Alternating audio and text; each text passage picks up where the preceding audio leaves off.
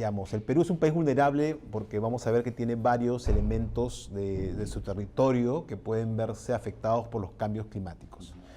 Pero hay islas en medio del Pacífico que tienen unos cuantos metros de altura sobre el nivel del mar y que con un aumento de 1 metro o 2 metros, que es lo que se prevé puede ocurrir con el calentamiento global, puede hacer que sencillamente desaparezca.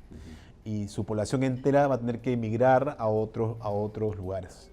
Entonces, pero el Perú sí es vulnerable, es bastante vulnerable por varias razones, ¿no? Primero porque el territorio está atravesado por la cordillera de los Andes, cuyo ecosistema depende en gran medida de cuestiones climáticas bien especiales, ¿no? Si los glaciares se derriten, si la temperatura en el mar cambia, todo el sistema climático del país puede verse modificado. Entonces eso puede originar grandes desafíos a la agricultura, a la pesca, a la provisión de agua al manejo de los bosques tropicales. Todo eso se verían afectados y son las grandes extensiones, digamos, del país, ¿no? Dependen del funcionamiento de estos espacios. Entonces podría haber un impacto muy grande en nuestro país. Sí, hay dos dimensiones, ¿no? La dimensión global y la dimensión local, ¿no? La dimensión global, sin duda, lo más destacado ha sido el papel del país en las negociaciones globales. Acá se realizó la COP20, el Perú presidió por un año la conferencia de las partes, ¿no? Del tratado internacional donde se discuten los temas climáticos, que es la Convención Marco sobre el Cambio Climático de las Naciones Unidas. Entonces, el Perú tuvo un papel muy importante en ese proceso.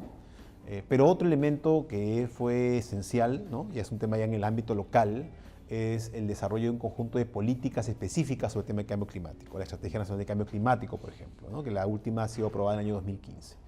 Y en el marco del Acuerdo de París, el Perú se ha comprometido a una reducción de sus emisiones de gases de efecto invernadero, considerando el año base 2010 y tomando como escenario uno en el cual las tendencias actuales se mantienen en el tiempo, ¿no? Nos lleva a una cantidad de gases de efecto invernadero en el 2030. ¿No? El Perú se ha comprometido a ese escenario de 2030, de lo que sería sin ningún tipo de medida, habrá que reducirlo un 30%. 20% que es no condicionado, es decir, el Perú se compromete bajo cualquier circunstancia, y un 10% que depende de la disponibilidad de la cooperación o de las condiciones favorables en la economía peruana. Pero ese es un objetivo. Y para hacer eso, el Perú está definiendo un conjunto de medidas, ¿no? Para poder cumplir con su contribución nacionalmente determinada, que es el nombre de todo este esfuerzo que se va a hacer para reducir emisiones. Y muchas de estas medidas, de estos elementos de proyectos, tienen que ver con distintas áreas del desarrollo del país. Por ejemplo, proyecto de transporte, el metro de Lima, por ejemplo, es parte de esos proyectos de mejora de la participación de las energías renovables en el total de la matriz energética del país, ¿no? El tema forestal, asegurarse que haya un manejo forestal, por ejemplo, por parte de las comunidades, que se titulen a las tierras forestales, ¿no? Hay temas vinculados con la mejora en general de la eficiencia de las industrias, o sea, varias áreas en las cuales en conjunto podrían generar una mejora económica en el país. Sí, lo que he comentado hace un momento es la estrategia de mitigación de los gases de efecto invernadero. Pero el gran tema para el Perú en realidad es la adaptación, en la medida que somos un país vulnerable. Entonces, el fenómeno del Niño, el costero, que hemos tenido este año, nos ha mostrado cuál es nuestra vulnerabilidad ante el evento climático extremo. Y eso se ha expresado en pérdidas. 160 muertos, ¿no?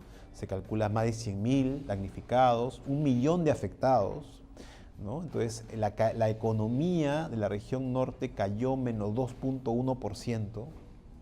¿No? Entonces, toda esa dimensión de ese impacto nos muestra qué tan vulnerables somos. Entonces, las políticas de adaptación son cruciales, porque ahorran la pérdida de vidas. Cada vida es sin duda irreemplazable. Entonces, hacer política de adaptación es cuidar vidas, es evitar pérdidas enormes en áreas de infraestructura pública, viviendas y cuestiones que nos generan un impacto económico. Entonces, esos dos elementos son claves para sostener una política de adaptación al cambio climático. Las políticas de reconstrucción con cambios, se ha señalado, el presidente de la República, de hecho, recientemente acaba de señalarlo, ¿no? Tiene que incluir esta mirada del cambio climático. Pero eso requiere políticas concretas, ¿no? De cómo vamos incorporando dentro de los proyectos esta dimensión, ¿no? Entonces, hace ya buen tiempo existen algunas directrices respecto de cómo incorporar los temas de adaptación dentro de los proyectos de inversión pública, pero vamos a tener que asegurarnos de que eso ocurra, ¿no? En todo ese esfuerzo grande que va a haber de reconstrucción, pero también asegurarnos de que en los próximos proyectos de inversión, en otras áreas que no tengan que ver con ello, también tengan ese tipo de consideraciones.